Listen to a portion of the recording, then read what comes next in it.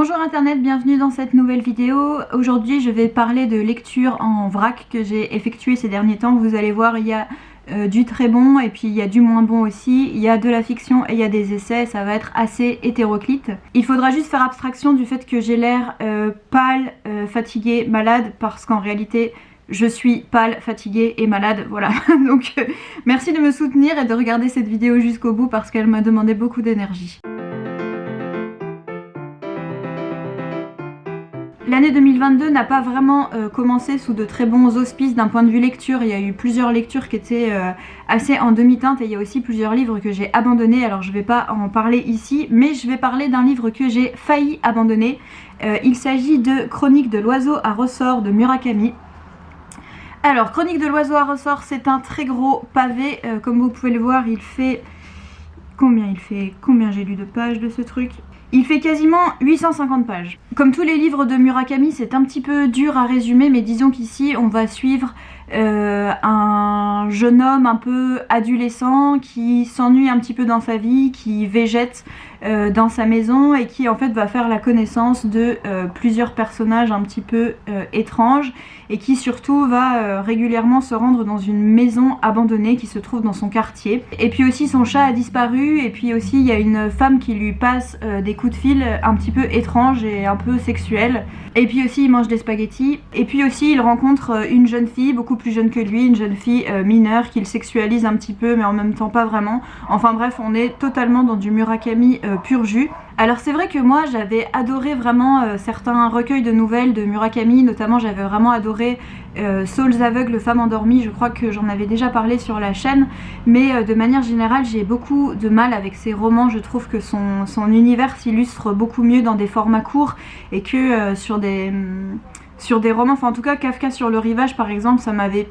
plu mais ça m'a pas non plus laissé une impression totalement incroyable. Mais j'avais quand même envie de retenter l'aventure avec un de ces très gros pavés et notamment je m'étais intéressée à celui-ci parce que Patti Smith en parle énormément dans M-Train et comme j'adore Patti Smith, ça m'intriguait. Alors pour parler des points positifs, le premier gros point positif c'est évidemment celui qui fait qu'on se lance dans ce type de lecture et ce qui fait que on peut avoir un côté un petit peu accro au livre de Murakami, c'est son univers et ses atmosphères qui sont assez uniques. Et c'est vrai que par exemple moi j'adore lire du Murakami avant de m'endormir, j'ai l'impression que ça me met dans un mode, enfin dans une sorte de conscience, d'état de conscience un petit peu modifié. Que quand je vais m'endormir, je vais rêver que des chats viennent me parler pendant que je cuisine des spaghettis. Enfin, si vous l'avez déjà lu, je pense que vous voyez ce que je veux dire. Et donc ce type d'atmosphère et ce type d'ambiance et d'état de conscience un petit peu altéré, c'est quelque chose qu'on retrouve évidemment dans Chronique de l'oiseau à ressort. Et il y a certaines pages qui sont vraiment très belles et notamment, en fait, moi j'aime vraiment beaucoup Murakami lorsqu'il va écrire une après-midi ou une journée entière en un seul paragraphe et en décrivant des activités un peu triviales. Par exemple, il va décrire la manière dont le personnage va remplir sa machine à laver et ensuite il va se servir un verre de quelque chose et ensuite il va s'asseoir, il va regarder par la fenêtre, le ciel était de cette couleur et puis ensuite il est devenu de cette couleur là, etc. Ensuite je suis sortie à la terrasse d'à côté et la serveuse qui était un petit peu de mauvaise humeur m'a servi une salade de sardines. Je sais pas si vous voyez mais ce genre un peu d'instantané et de description d'une journée comme ça, moi c'est des choses qui m'emportent quand même énormément et que je trouve que Murakami fait vraiment très bien. Ce qui est chouette aussi c'est le côté très nébuleux en fait de l'histoire qu'est en train de nous raconter Murakami parce qu'en fait on comprend pas où ça va, l'histoire prend un angle et puis ensuite elle prend un autre virage et puis ensuite en fait on est contraint de se laisser complètement porter. Mais on peut pas s'empêcher, enfin en tout cas moi je peux pas m'empêcher d'essayer de chercher des patterns, d'essayer de chercher des clés. Et en fait ça a un côté un petit peu jouissif d'avoir l'impression de se mettre à enquêter sur les traces de l'auteur pour essayer de comprendre où il nous emmène, de comprendre où il veut en venir. Surtout que ce côté nébuleux, il a paradoxalement un côté dans lequel il est facile à entrer, c'est-à-dire que les romans de Murakami, à mon sens, ne sont pas élitistes ou hermétiques. En fait, on peut se laisser porter, il y a en même temps quelque chose d'accessible. C'est juste qu'il faut accepter de se paumer en chemin et il faut accepter que cette recherche de pattern dont je parlais, en fait, elle va pas servir à grand chose finalement, enfin en tout cas c'est très difficile de dégager je trouve des symboliques ou de dégager quelque chose qui va vraiment se tenir sur toute la longueur du roman. Murakami ne fait que nous perdre et lorsqu'on a l'impression d'avoir compris quelque chose finalement la réalité se décale d'une telle manière que on ne peut plus regarder cette chose là avec ce prisme. J'espère que tout ce que je suis en train de dire d'ailleurs n'est pas trop nébuleux et pas trop bizarre, mais en tout cas c'est ainsi que j'ai ressenti la lecture. Mais donc le problème c'est que pour accepter complètement de se laisser porter, il faut quand même qu'on ait une sensation d'accomplissement, il faut quand même qu'on ait la sensation par moment d'arriver quelque part. Et là c'est vraiment quelque chose qui m'a manqué dans Chronique de l'oiseau à ressort. En fait je pouvais pas m'empêcher par moment d'avoir quand même une sensation que tout ça était un peu vide et un peu creux et que j'avais quand même une recherche de substance qui n'aboutissait à rien et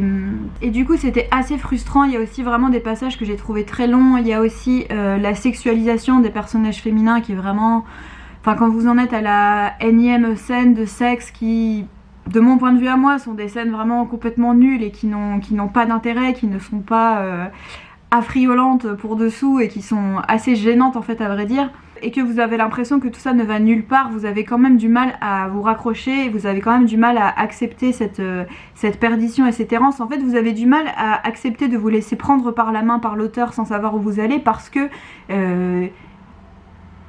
ça ne va nulle part et parce que vous n'en retirez rien, enfin en tout cas moi je n'en retirais rien. Et c'est marrant parce que j'ai discuté avec quelqu'un sur Instagram et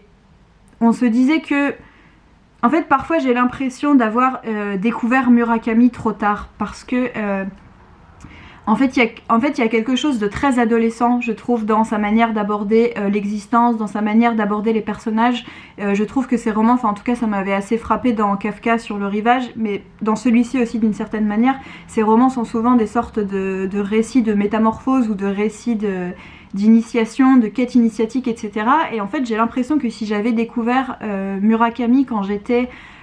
adolescente ou fin d'adolescente, début d'âge adulte, ça m'aurait beaucoup plu. Mais que là ouais je peux pas m'empêcher parfois d'être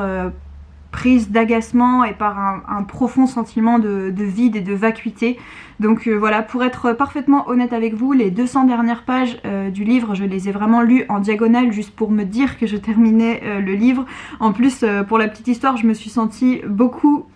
coupable parce que je lisais ce livre et j'ai terminé ce livre peu de temps après avoir sorti ma vidéo sur les pavés dans laquelle j'essayais un peu de plaider en faveur des pavés et en disant mais vous savez c'est hyper gratifiant quand on arrive au bout d'une histoire, même si elle nous a perdus par moments, on le termine en ayant l'impression d'avoir appris quelque chose, etc. Et en fait juste après j'étais en train de galérer avec ce livre et je me disais que j'avais été super malhonnête sur le truc. Bref, je n'ai pas été malhonnête, je pense sincèrement tout ce que j'ai dit dans cette vidéo. Simplement, il est vrai que les pavés peuvent nous décevoir et nous décevoir d'autant plus qu'on a l'impression d'y avoir investi beaucoup de temps mais aussi beaucoup d'énergie parce que quand j'ai lu ce livre, je l'ai lu de manière assez investie et en essayant de comprendre, en essayant de chercher des choses et forcé de constater qu'à la fin je n'ai pas trouvé ce que je cherchais, donc voilà, c'était assez décevant. Alors ensuite on passe sur une lecture complètement différente et pour le coup une lecture que j'ai vraiment énormément aimée. Il s'agit de Une poupée en chocolat de Amandine Gay. Alors Une poupée en chocolat c'est un essai qui est paru l'année dernière aux éditions La Découverte dans lequel Amandine Gay raconte en fait, témoigne de son expérience de personne née sous X et adoptée dans une famille blanche alors qu'elle est noire. Alors Amandine Gay raconte son parcours mais en fait de manière plus générale elle développe toute une réflexion autour de la question de l'adoption, autour de la question des naissances sous X et autour de en fait énormément de questions sociales hyper importantes et hyper prégnantes en France qui sont à mettre en lien avec le colonialisme, avec le racisme. Et elle parle aussi énormément de ce qu'on appelle la protection de l'enfance. C'est un essai que j'ai absolument adoré, j'ai vraiment appris quantité de choses. Je trouve que... en fait je pense que tout le monde devrait lire ce livre parce que la diversité des thématiques qui sont abordées par Amandine Gay est vraiment immense et en même temps tout cela est extrêmement bien articulé, extrêmement bien sourcé et en plus il y a cette approche vraiment sensible d'avoir le regard d'une personne concernée, le regard d'une personne qui parle de son parcours et qui parle en fait des conséquences concrètes que toutes ces problématiques vont avoir dans la vie d'un individu. Ça faisait longtemps que j'avais pas dévoré un essai comme ça. En fait, ça se dévore à la fois parce que il y a cette plume très accessible et très incarnée, comme je le disais, mais aussi parce que j'avais vraiment l'impression d'apprendre quantité de choses et de me sentir vraiment ignarde sur des sujets au sujet desquels j'avais l'impression d'être plutôt sensibilisée, notamment quantité de choses au sujet du travail social, au sujet des travailleurs sociaux, de la façon dont les personnes qui bossent dans les métiers du social, les rapports que ces personnes vont avoir avec les familles dont elles doivent s'occuper, avec les enfants dont elles doivent s'occuper, et à quel point ces rapports sont traversés par des rapports de domination en fait, et par le racisme, par le colonialisme, etc. Et que tout ça a une histoire, et que tout ça... Enfin, qu'en fait, il y a énormément de choses qu'on considère comme des évidences et qui ne le sont pas, en fait, qui pourraient totalement être différentes. Amandine Gay parle beaucoup de la question des adoptions transnationales et en fait à quel point ces adoptions en fait de la part de familles occidentales d'enfants qui viennent des pays du sud global peuvent être regardées ou considérées ou décrites comme des actes un petit peu presque qui relèvent de l'humanitaire, où on va arracher un enfant de la précarité ou de la pauvreté d'un pays pour l'élever dans un pays occidental beaucoup plus riche, etc. Et en fait, tout ce que ces processus, par exemple, d'adoption disent de nos pays et de leur rapport avec le Sud global, disent de la colonisation et disent aussi de à quel point c'est comme, en quelque sorte, mettre un pansement sur une jambe de bois, si je puis dire, en quelque sorte considérer qu'on va sauver entre guillemets ces enfants de la pauvreté ou des catastrophes climatiques qui ont lieu dans leur pays par exemple, en les amenant dans des pays occidentaux et en les faisant adopter par des familles occidentales, c'est en fait vouloir en quelque sorte remédier aux conséquences de l'impérialisme par des logiques qui sont elles aussi impérialistes. Tout ça est infiniment triste et révoltant et je pense que c'est extrêmement important de se renseigner sur ces sujets. Et pour revenir par exemple vraiment sur la France, Amandine Gay, elle parle très bien de l'ASE, elle parle très bien du fonctionnement aussi des familles d'accueil, donc là on n'est pas vraiment sur de l'adoption, mais il y a quand même des ressorts et beaucoup de choses qui se croisent dans toutes ces problématiques autour de l'enfance, autour de en fait l'accompagnement autour de ce qu'on pourrait appeler les politiques familiales en quelque sorte. Et il y a énormément de chapitres où en fait Amandine Gay revient avec plusieurs axes différents et de plusieurs manières différentes de l'impréparation totale des parents blancs par exemple qui vont devoir élever un enfant racisé, un enfant qui va vivre des situations de racisme et de discrimination que ses parents n'auront jamais vécues. Et que du coup cette impréparation par exemple va avoir énormément de conséquences dans la vie de la personne adoptée ou dans la vie de la personne qui est accueillie en famille d'accueil. Et Amandine Gay parle aussi très bien en fait d'une des spécificités aussi de la France qui est par exemple contrairement aux États-Unis ou à d'autres pays anglophones comme le Royaume-Uni, etc., où il est beaucoup plus admis en fait et il est beaucoup plus normal que chez nous de dire que le racisme existe, de le reconnaître, de reconnaître la couleur de peau des personnes. Il y a d'autres pays et il y a d'autres cultures où il est normal de reconnaître que noirs et blancs n'ont pas forcément dans les faits les mêmes droits, où il est normal de reconnaître qu'un enfant racisé va être victime d'un racisme structurel, alors avec évidemment des divergences et des gens qui vont minimiser les choses, etc., mais où en tout cas c'est un vrai sujet et c'est un sujet qui est beaucoup plus admis, dont on peut parler concrètement. Et qu'en France, comme on a ce côté un peu colorblind, un peu les couleurs n'existent pas, en fait ça revient à dire que le racisme n'existe pas et donc c'est comme s'il y a toute une conversation entière qui ne peut pas avoir lieu à cause d'une forme de déni par rapport à ça. Donc là je parle en tant que personne blanche, mais je vous encourage vraiment à lire et à écouter des personnes racisées qui parlent de ça et qui en parlent évidemment beaucoup mieux que moi, et c'est notamment ce que fait Amandine Gay dans ce livre, et qu'en fait ce prisme de parler de l'adoption, parler de la naissance sous X, etc., c'est un angle en fait qui va éclairer énormément de choses sur la société française actuelle, sur la société occidentale je pense de manière plus générale. Et c'est donc un essai que j'ai absolument adoré, encore une fois très accessible, très facile à lire entre guillemets, même si vous n'avez pas trop l'habitude de lire des sciences sociales. Amandine Gay vous prend entre guillemets vraiment par la main parce qu'elle parle avant tout de son expérience, dont elle tire des conclusions et dont elle va dont elle va partir pour parler de choses beaucoup plus sourcées et beaucoup plus en profondeur, mais elle le fait vraiment de manière très initiatique et très accessible. Et encore une fois, sur le plan plus sensible, il y a vraiment de très belles choses dans l'essai, il y a de très belles pages aussi, j'ai trouvé sur la figure de l'artiste et sur elle, son vécu et sa position en tant qu'artiste, c'est des choses que j'ai trouvées vraiment très intéressantes. Donc bref, je pense que je m'égare un peu, mais il y a vraiment beaucoup de choses à dire et en tout cas j'ai beaucoup aimé cet essai.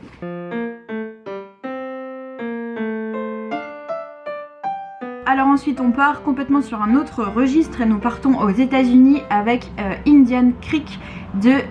Pete Fromm. Alors Pete Fromm, c'est un auteur qu'on voit énormément passer, c'est un auteur qui a beaucoup de succès en librairie, je crois, notamment toutes ses éditions chez Gallmeister, il me semble se vendent très bien, enfin en tout cas sont vraiment très mises en avant dans les librairies. Et en fait moi j'avais envie de lire Indian Creek parce que Indian Creek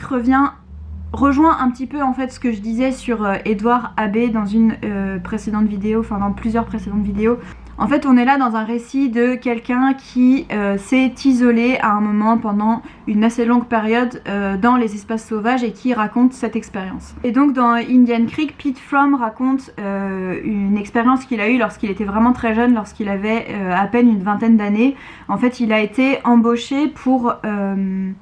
passer plusieurs mois au bord d'une rivière dans laquelle il doit surveiller l'éclosion des saumons. Et en fait il y a notamment toute une partie de l'hiver où il doit veiller quotidiennement à ce que l'eau ne gèle pas trop, à ce que l'eau continue à circuler pour que les poissons puissent ensuite éclore. Et donc concrètement l'auteur passe de longs mois tout seul dans une sorte de toile de tente chauffée au milieu des montagnes. Bon, je vais pas faire durer le suspense entre guillemets plus longtemps, j'ai absolument détesté ce livre. En fait j'ai été très surprise parce que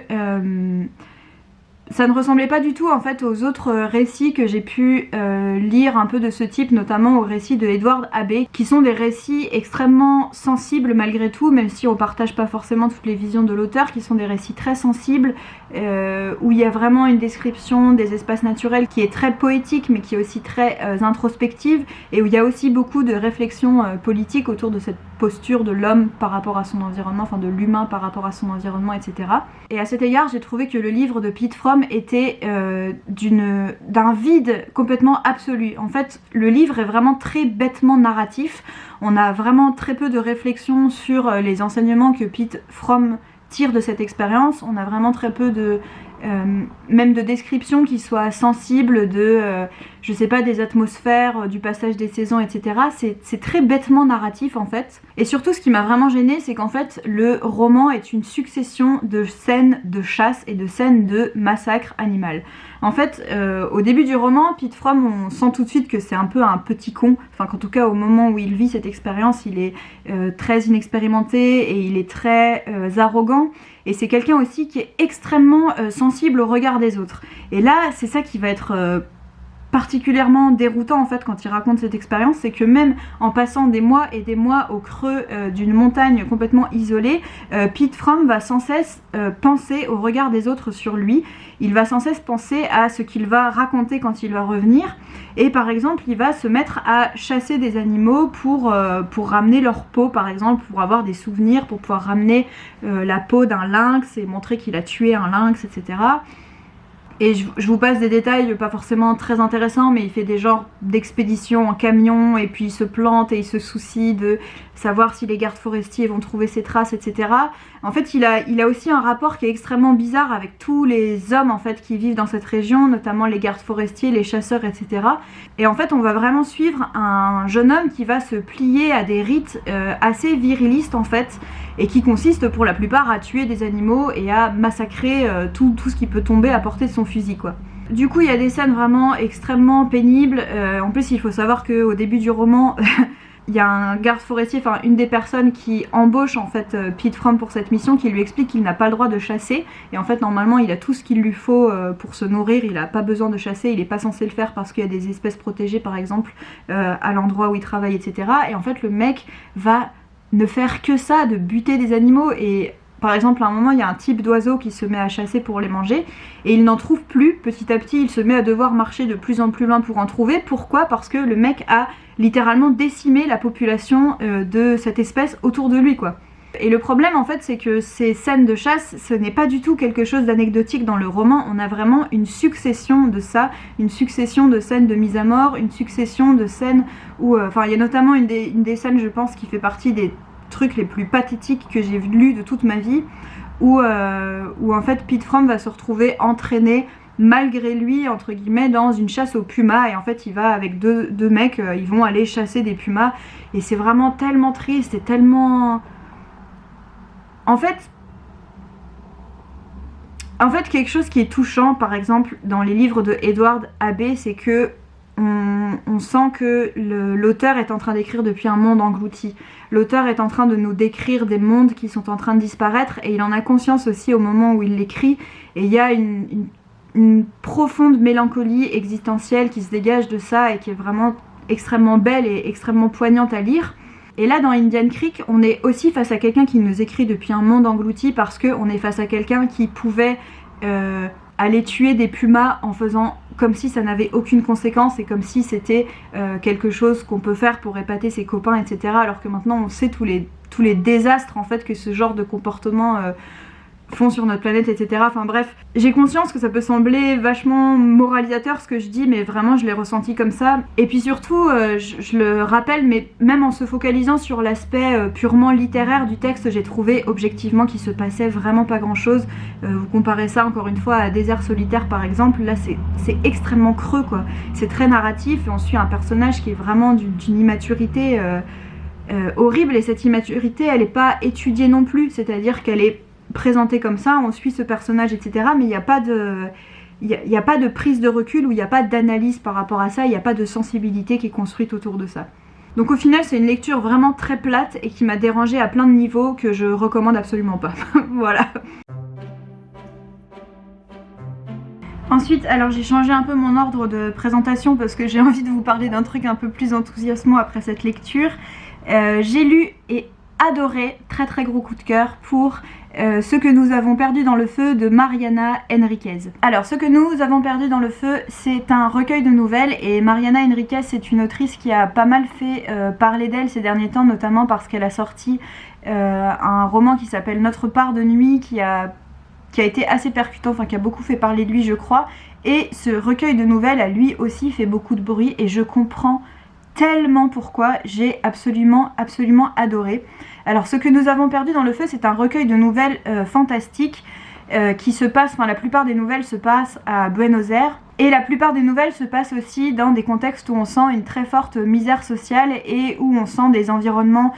très insécurisants, très insécurisés, avec des personnages qui vivent dans de très grandes précarités. Alors au début j'ai un petit peu eu du mal à m'habituer au style. En termes de style c'est pas exactement ma tasse de thé, mais comment vous dire que en fait l'univers de l'autrice il est tellement unique et singulier, et tellement effrayant, mais vous savez c'est une sorte de frayeur qui est très subtile, c'est-à-dire que en fait on est vraiment un peu dans la quintessence du fantastique, c'est-à-dire qu'à plein de moments on se demande mais est-ce que tout ça est vraiment en train d'arriver, ou est-ce que c'est dans la tête du personnage, et les personnages eux-mêmes se posent ces questions. On est toujours sur une sorte comme ça de zone grise, mais il y a vraiment des passages qui, personnellement, que j'ai trouvé extrêmement effrayants. Il y a une présence très forte aussi des religions et des croyances qui existent en Argentine, en Amérique du Sud. Alors je vais pas trop parler de ça parce que personnellement j'y connais rien du tout et je suis pas du tout au fait de la question, mais en tout cas c'est quelque chose qui est assez présent dans le roman et qui est assez bien expliqué. Il y a aussi des notes de bas de page qui permettent de resituer certaines choses et de comprendre un peu de quoi il s'agit. Mais du coup on est voilà dans un environnement où il fait très chaud, où la menace est partout, où la misère est partout, et où en plus de ça il se passe des choses extrêmement étranges. Et en fait j'ai trouvé absolument incroyable la virtuosité avec laquelle l'autrice réussit à faire ce sur quoi en fait énormément d'artistes et d'auteurs se cassent les dents à chaque fois, c'est-à-dire une capacité à mêler une très grande sensibilité poétique avec une très grande sensibilité politique. C'est-à-dire que là c'est des textes qui vous laissent des images extrêmement fortes et dans lesquelles il y a un imaginaire qui se déploie qui est extrêmement original et extrêmement marquant, mais qui sont aussi des textes très politiques et qui parlent vraiment de ce que qui décrivent en fait une certaine vision de l'Argentine, et en fait tout ça articulé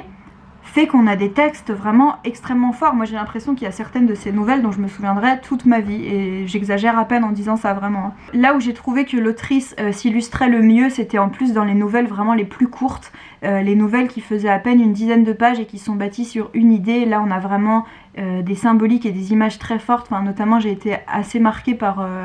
Il y a une de ces nouvelles par exemple où on a une jeune fille qui trouve un crâne, un crâne humain, une tête de squelette quoi, et qui devient complètement fascinée par ce crâne, qui se met à lui parler, à s'en occuper, et en fait qui se met à dépérir et à maigrir pour essayer de ressembler à ce crâne. Enfin, il y a aussi une nouvelle qui se passe dans un collège et où il y a une jeune fille dans le collège qui voit des choses très bizarres, et en fait ça se répand un petit peu comme une épidémie parmi les collégiennes qui se mettent à voir des choses étranges et à faire des choses étranges. Sur les nouvelles un peu plus longues, il y en a aussi quand même qui m'ont marqué. Là je suis en train de me rappeler en parlant du recueil, mais il y a par exemple une nouvelle dans laquelle le personnage principal est une jeune femme éducatrice en quelque sorte, enfin qui est travailleuse, qui bosse dans le travail social, et en fait elle est hantée par l'image d'un enfant qu'elle n'a pas réussi à sauver, et cette hantise va se retrouver dans le réel, et enfin je vous laisserai découvrir, mais ça vous donne un peu une bonne idée de la manière dont l'autrice va articuler des thématiques sociales avec vraiment un registre fantastique, et je trouve que c'est vraiment super bien fait et extrêmement original quoi. La dernière nouvelle, celle qui clôt le recueil, et c'est celle qui a donné son titre au recueil, c'est une métaphore surpuissante du féminisme en fait. Je sais pas s'il faut en dévoiler plus que ça, mais en tout cas ça parle de femmes qui s'immolent par le feu, et ça parle de contestation sociale. Enfin bref, je pense que vous pouvez ne pas en savoir plus, vous n'êtes pas obligé d'en savoir davantage, il faut se laisser porter dans ce recueil. Ça m'a aussi rappelé à quel point vraiment le format de la nouvelle, c'est quelque chose que j'affectionne énormément, et là il y a des nouvelles qui sont tellement fortes qu'on rêverait de les voir adaptées à l'écran. Ça pourrait vraiment faire de super films et de super courts-métrages. Si vous ne l'avez pas encore lu, je peux vraiment que vous le conseiller, et si jamais vous avez des recueils de nouvelles à me recommander dans les commentaires, vraiment je serais très curieuse. J'ai envie de lire plus de recueils de nouvelles, c'est vraiment une forme que j'affectionne énormément, surtout quand c'est bien fait comme ça.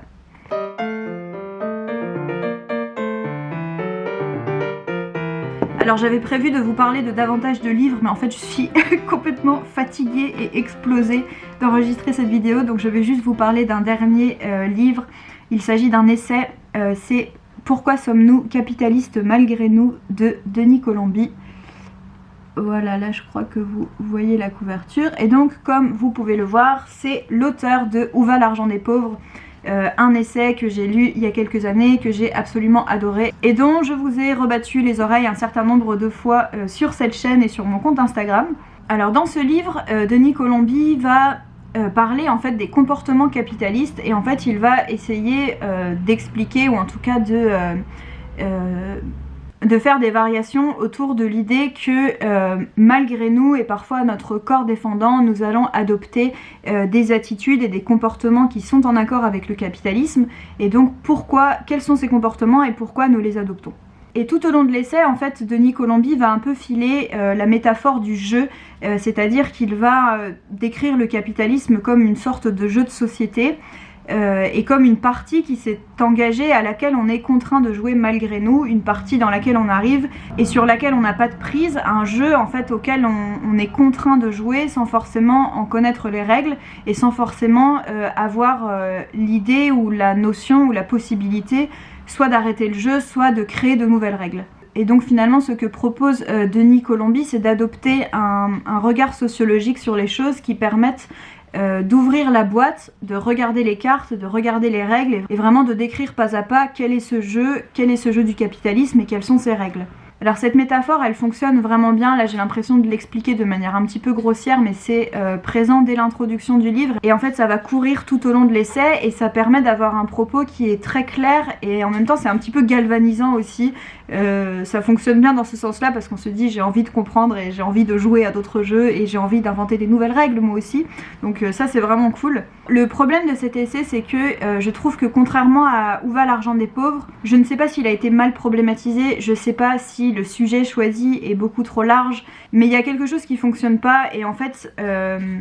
Et en fait j'ai du mal à comprendre à qui s'adresse ce livre, parce que, alors c'est vrai que comme les autres textes, et comme toute la démarche de Denis Colombi, ça se veut assez introductif, et je pense que si vous avez jamais lu de choses autour du capitalisme, etc.,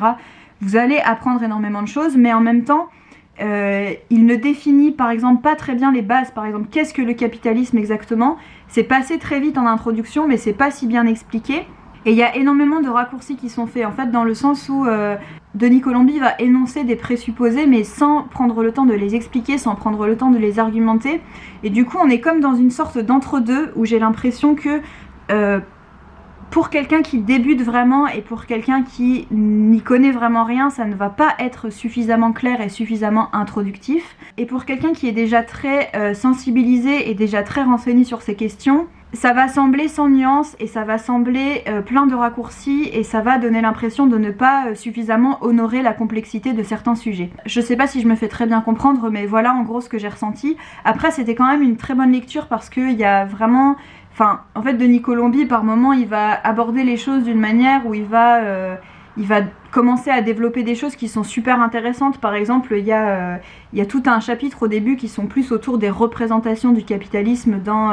l'imaginaire collectif et dans la culture, etc. Et par exemple, à un moment, il va parler de science-fiction. Ce chapitre-là, par exemple, il est hyper intéressant, les liens entre le capitalisme et la science-fiction. Il y a aussi un chapitre où là, on va retrouver vraiment un petit peu la veine de... un peu le type d'angle d'approche et un peu le type de propos qu'on avait dans Où va l'argent des pauvres, où en fait, il va parler de l'éducation économique, et en fait de comment dans l'enfance déjà se développe un certain rapport à l'argent, un certain rapport au profit, etc. et de manière à la fois sociologique mais aussi un petit peu psychologique en quelque sorte. Tout ce chapitre-là est super intéressant. Et il y a plein de choses comme ça qui sont très stimulantes intellectuellement. Le problème, c'est qu'à chaque fois, ça passe trop vite. En fait, il va hyper vite en besogne sur certains trucs. Par exemple, il va affirmer quelque chose où il va dire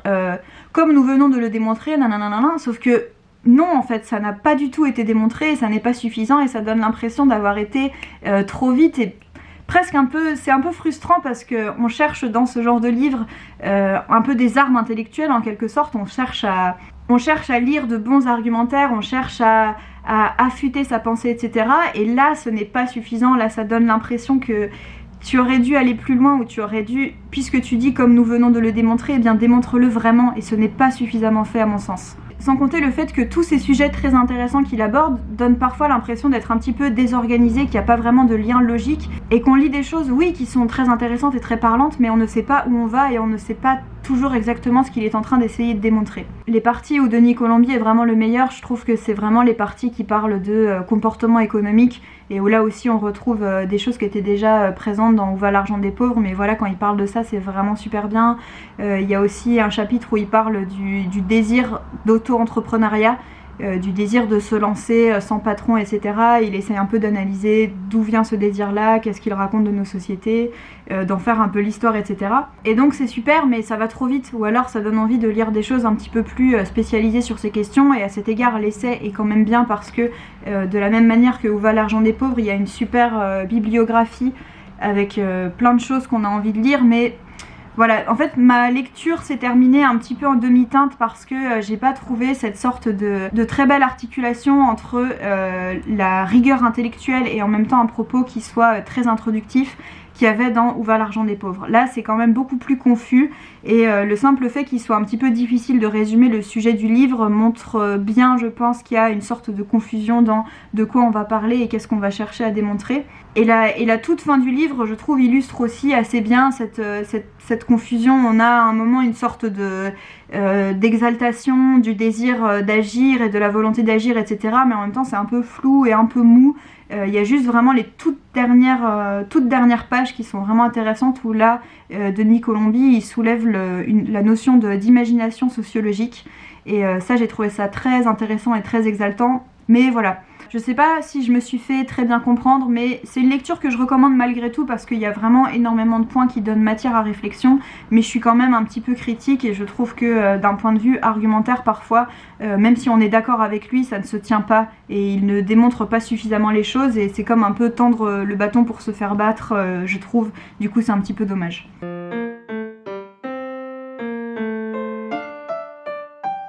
Voilà. c'en est tout pour cette vidéo. J'ai jeté mes dernières forces pour vous la tourner, donc j'espère qu'elle vous aura plu. Encore une fois, ce genre de format un petit peu hétéroclite, je sais que ça plaît pas à tout le monde, mais j'avais envie de vous parler de ces livres. Dites-moi si vous les avez lus, dis-moi si ça vous donne envie ou pas. Alors je dis des livres de la crypte à la fin de chacune de ces vidéos, elle dit ce qu'elle est en train de lire en ce moment et je trouve que c'est une bonne idée, donc à partir de maintenant je vais faire pareil. En ce moment je lis Stone Butch Blues de Leslie Feinberg et je pleure tout le temps. C'est une lecture qui est tellement